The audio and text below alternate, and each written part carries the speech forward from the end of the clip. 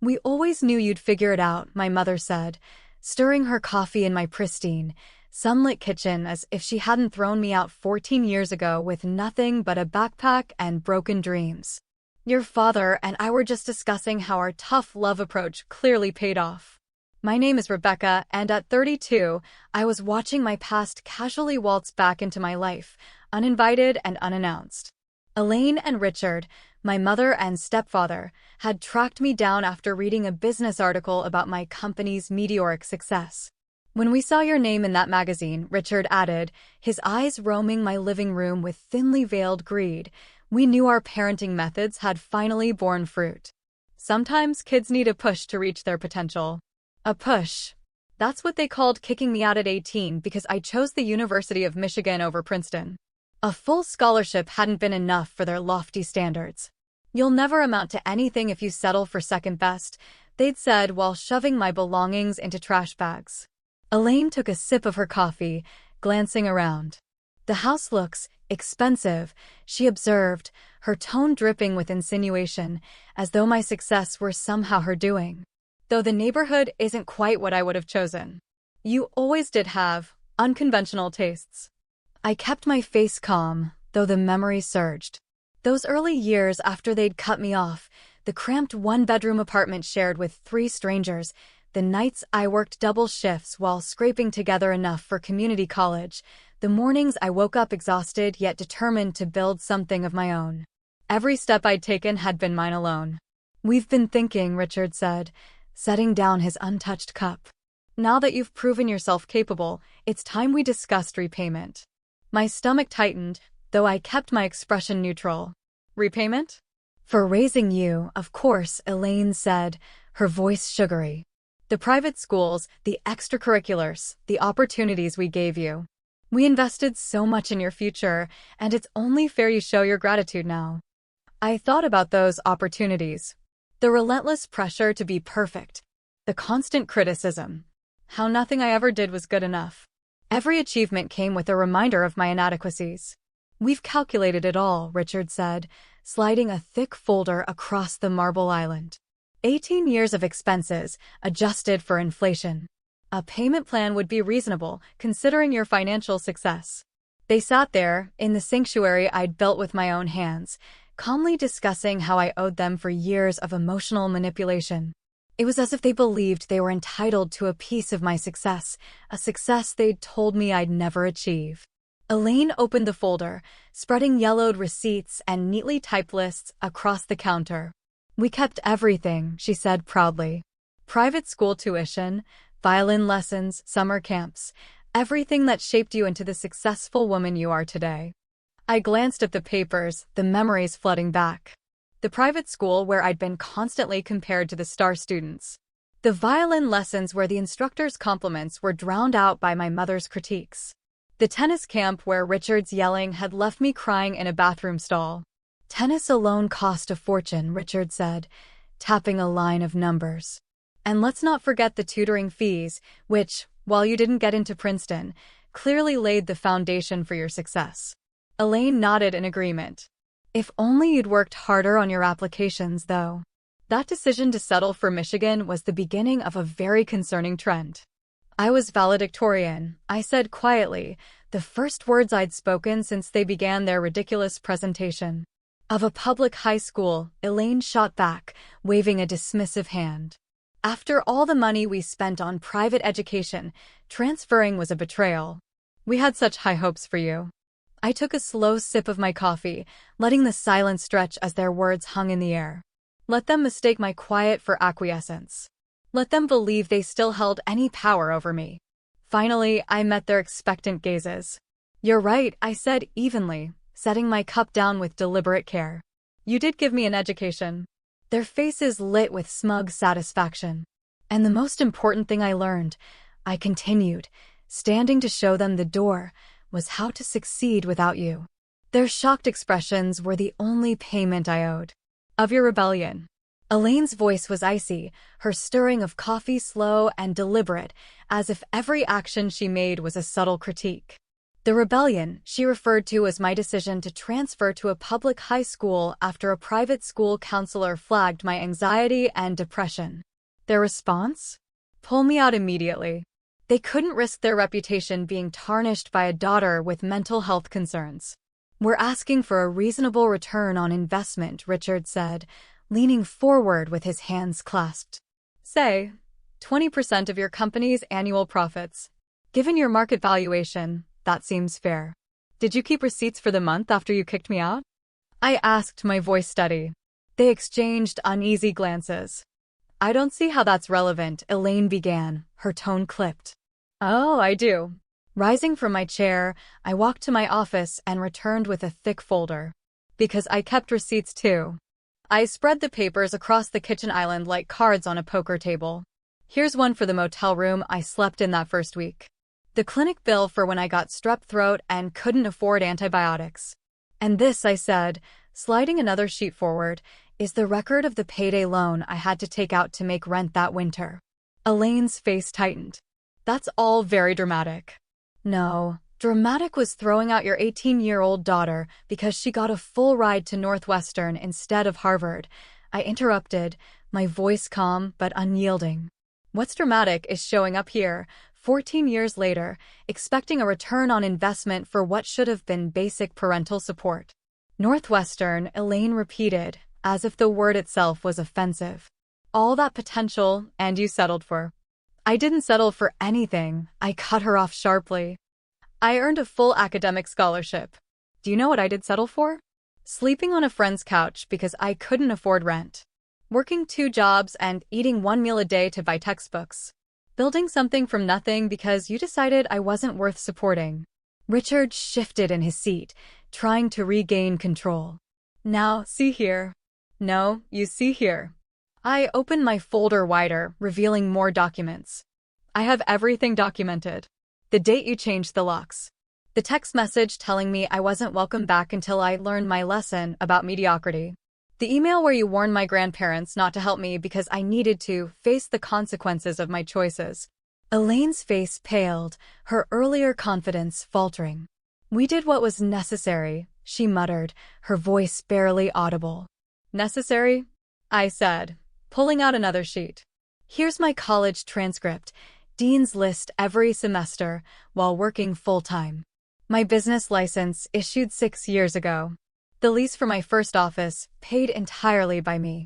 Bank statements showing every dollar I earned, saved, and invested. That's impressive, Richard said, forcing a smile. Which proves that our methods. No, I interrupted, my tone sharp. It proves your failure as parents.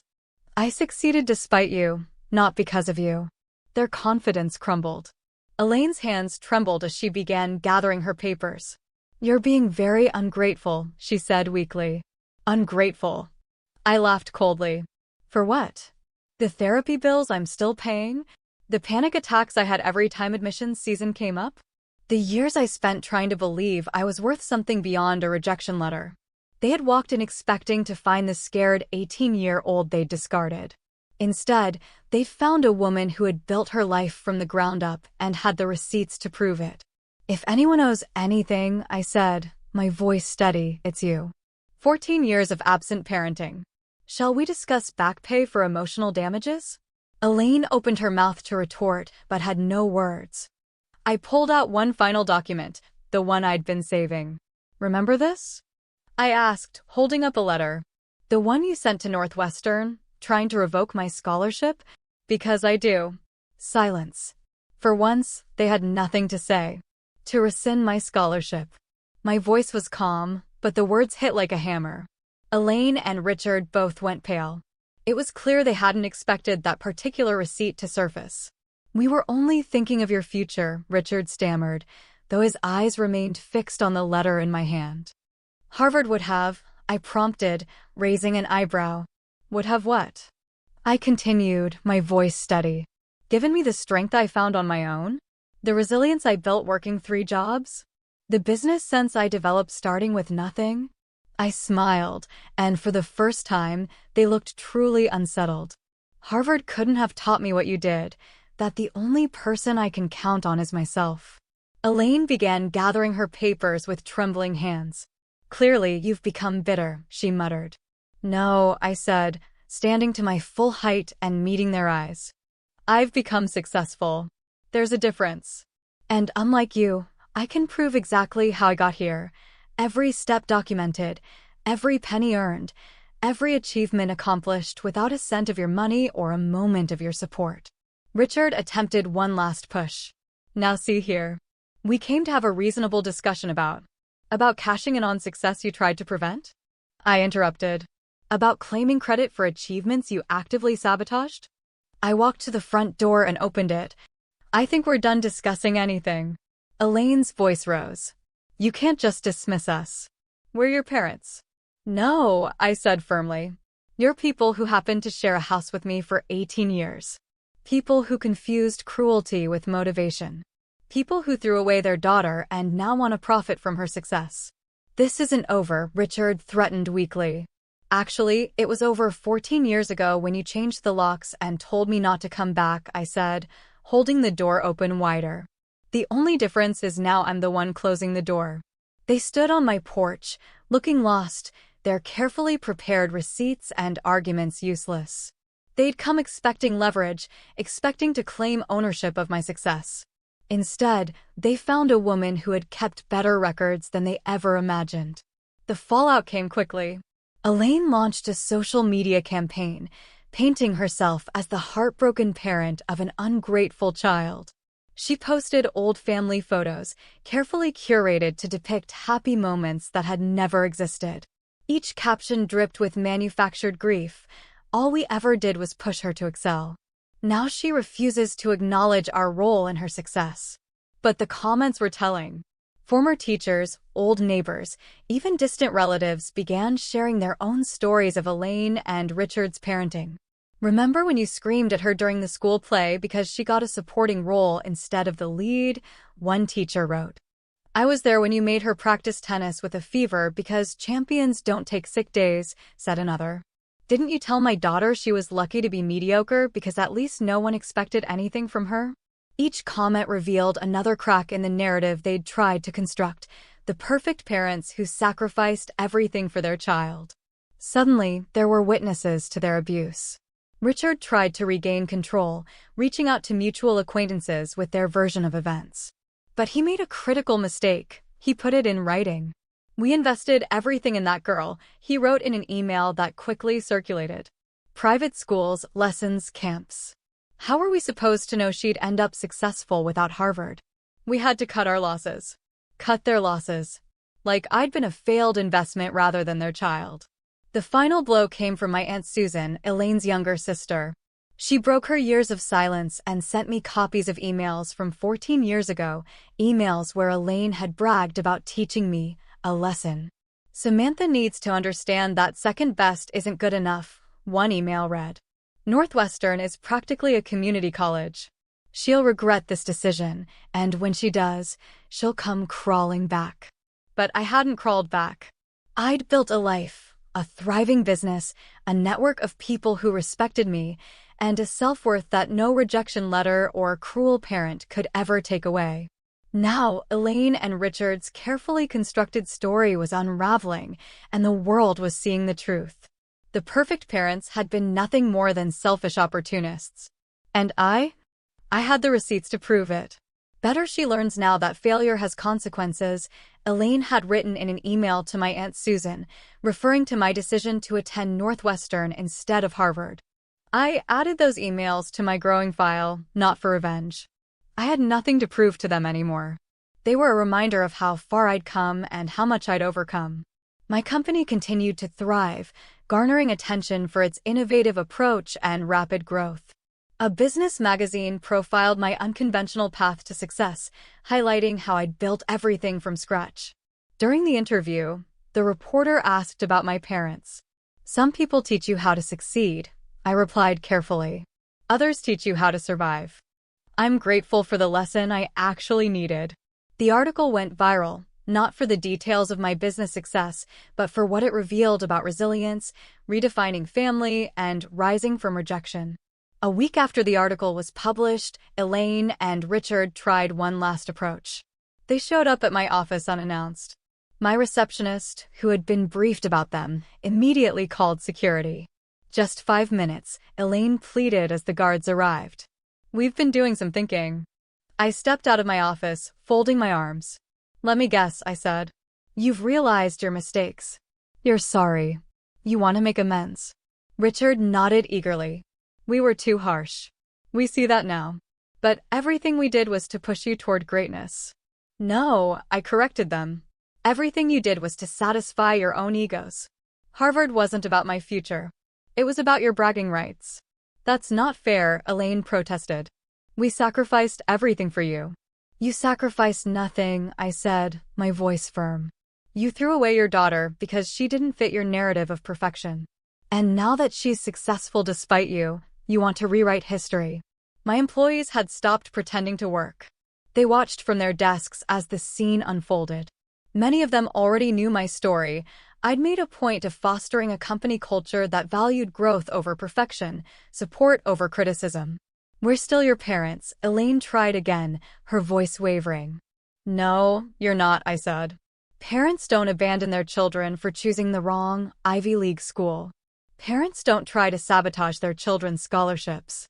Parents don't show up years later with receipts demanding repayment for raising their kids." Security waited patiently by the elevator, but Elaine's eyes filled with tears, the same performance she'd perfected years ago. "You've become so cold," she accused. "No, I've become successful," I replied. "You just don't like that I did it without you. That I proved your entire philosophy wrong. That I built something meaningful, without Harvard, without your connections, without your approval." Richard stepped forward, his tone more forceful. "If you'd just listen."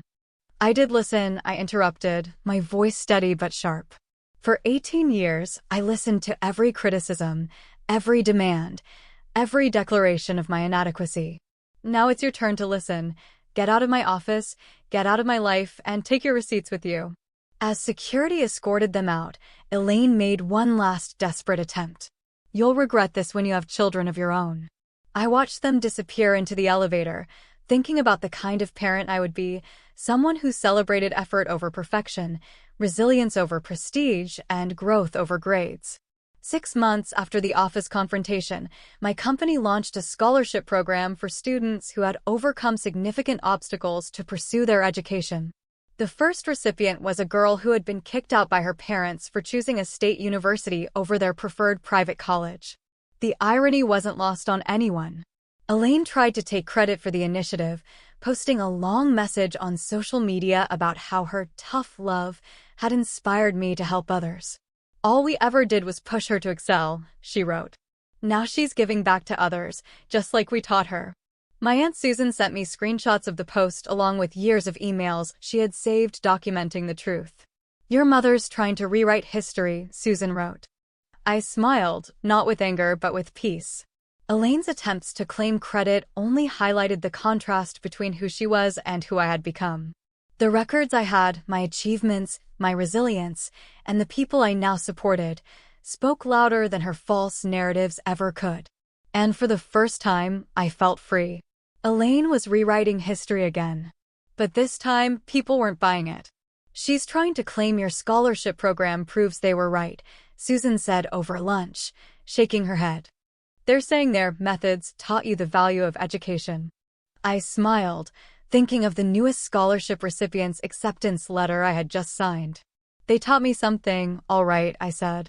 "Just not what they intended." Susan had always been the quiet defiance in my corner, even when Elaine and Richard tried to isolate me. After they threw me out, they'd called every relative, warning them not to help me. They spread rumors about my rebellion to explain why their perfect daughter had suddenly vanished from family events. But Susan never fell in line. She sent care packages addressed to a friend's apartment, slipped money into my bank account when she could, and kept every text, email, and scrap of evidence of their cruelty. My company continued to grow. We expanded into new markets, hired more employees, and moved into larger offices. Each success wasn't just validation of my hard work, it was vindication of my resilience. The business magazine that had first featured my story ran a follow-up piece about the scholarship program. During the interview, the reporter asked about my parents' claims of inspiration. Some lessons come from positive examples, I said. Others come from learning what not to do. This scholarship exists because I know what it feels like to have your education held hostage by people who should support you unconditionally. The article went viral again, but this time, it opened the floodgates. Stories poured in from people who'd faced similar battles, parents who had weaponized education, support withdrawn over college choices, and success achieved despite family pressure rather than because of it. Elaine tried calling after the article was published. "We're proud of what you've become," she said in the voicemail, her tone dripping with insincerity. "We always knew you had it in you." I saved the message alongside my other documentation. Not because I needed it anymore, but as a reminder. A reminder of how far I'd come, of the stark difference between pride and ownership, between support and control. The scholarship program continued to expand, now including mentorship opportunities. I made sure every recipient knew they had value beyond their college acceptance letters, worth beyond academic achievements. We celebrated their effort, resilience, and determination to succeed on their own terms. Elaine and Richard had taught me something valuable after all. Not the lesson they intended, but how to build something from nothing. How to find strength in rejection.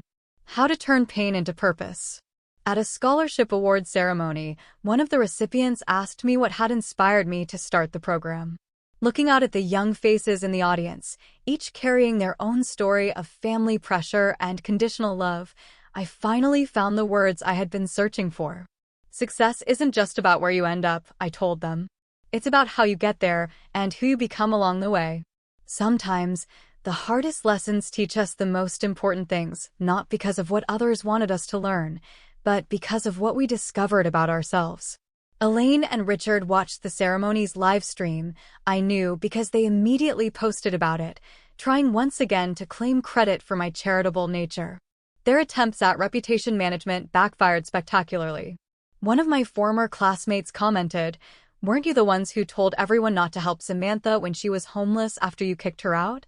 Strange way to teach charity. Others chimed in, sharing memories of their cruelty.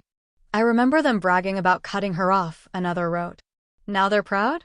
Hypocrites." The scholarship recipients' stories began circulating online, resonating with people who had faced their own battles with conditional love and rejection. Elaine and Richard's narrative was collapsing under the weight of the truth, and I didn't have to lift a finger. For once, I let my work, and the voices of those I supported, speak for itself. As I watched the comments roll in, I felt the weight of the past grow lighter. They had tried to make me feel small, to control my story. But they had underestimated one thing: I had learned to write my own. With the scholarship program gaining recognition, something unexpected began to happen. Parents started reaching out, not to defend Elaine and Richard, but to thank me. They admitted the stories of my journey had opened their eyes to their own mistakes. "I was pushing my daughter toward medical school because it's what I wanted," one father wrote.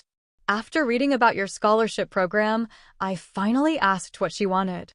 She's studying art now, and I've never seen her happier." My Aunt Susan remained one of my greatest supporters, attending every scholarship ceremony with a beaming smile. "This is your real legacy," she told me after one event. Not the kind your mother tried to force, but something meaningful, something you built yourself. As the company grew, so did the scholarship program. We added emergency housing assistance for students whose families had withdrawn support over educational choices. Predictably, Elaine tried to spin this expansion as evidence of her positive influence. "We taught her the importance of having a safety net," she wrote in a social media post, conveniently ignoring how they had destroyed mine. That post prompted an unexpected response. My old high school counselor broke her 14-year silence. She shared the report she had filed back then, documenting her concerns about the psychological abuse she had witnessed, a report that had been buried after Elaine and Richard threatened legal action against the school. "Remember when you told me not to ruin their reputation?" she wrote. "Look who's doing that all by themselves now." Richard made one final attempt at reconciliation, or rather, at regaining control. He cornered me after a business conference where I had been the keynote speaker. "We've been thinking," he began, using the same condescending tone he'd used to critique my college decision years ago. "Your mother and I could serve as advisors for your scholarship program. Help screen candidates, ensure they're worthy of the investment." I looked at him, really looked at him, and saw not the towering figure of my childhood but a small, desperate man, grasping for relevance. "The point of the program," I replied calmly, "is that everyone is worthy of support."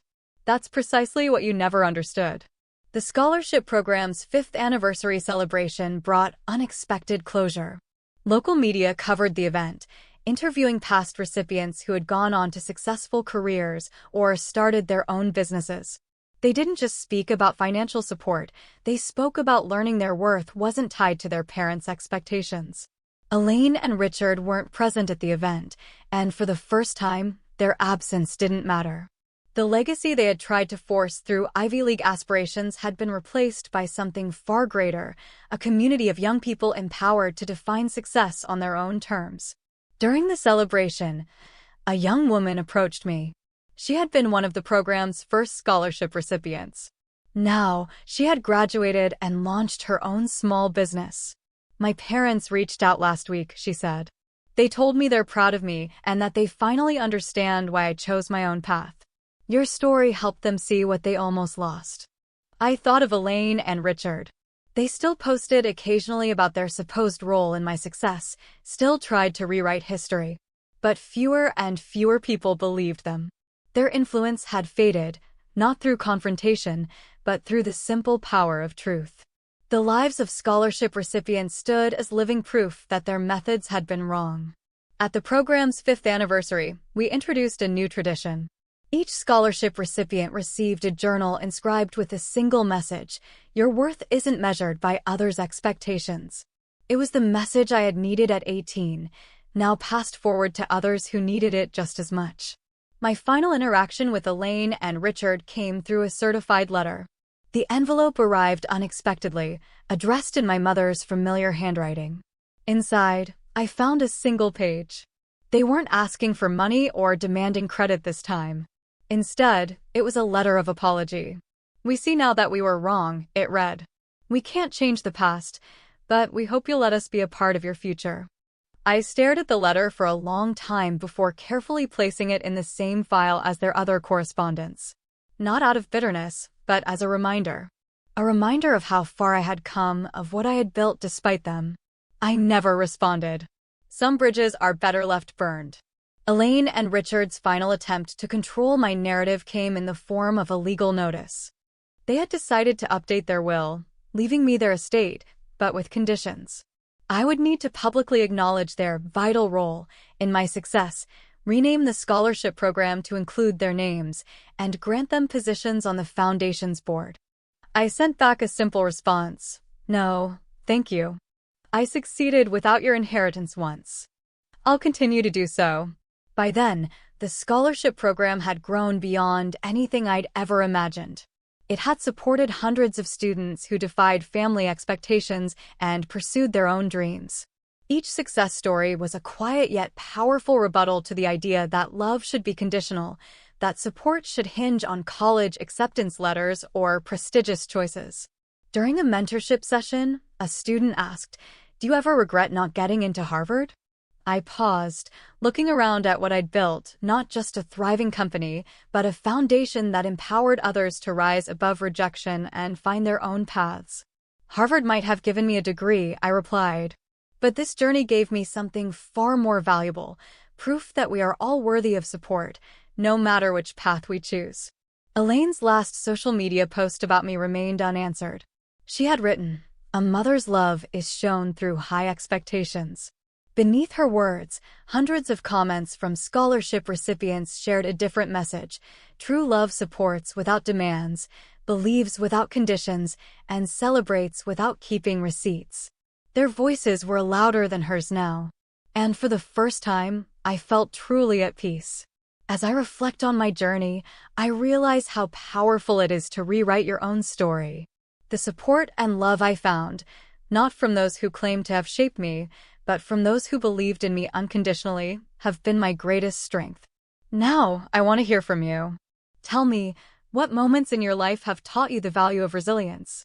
Have you ever faced conditional love or the pressure to fit someone else's narrative? Share your stories in the comments.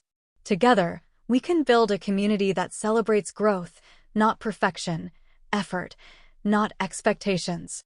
And for those still navigating difficult relationships or overcoming rejection, know this: your worth isn't measured by anyone else's opinion or approval. Your journey is uniquely yours, and your value is inherent, unchanged by where you went to school, what career you choose, or the mistakes you've made along the way. If my story resonates with you, consider supporting those who need it most. Volunteer your time, donate to a scholarship fund, or simply extend kindness to someone whose path looks different from yours. Together, we can create a world where unconditional support is the rule, not the exception. Finally, to those who feel lost or dismissed, you are enough. Your choices, your efforts, your determination, they matter. Don't let anyone convince you otherwise. Your path may not look like the one others imagine for you, but it can still lead to extraordinary places. Comment below with your thoughts, share your advice, or simply lend your voice to encourage someone else. Let's inspire each other to grow beyond expectations, rise above rejection, and build lives we can be proud of on our own terms.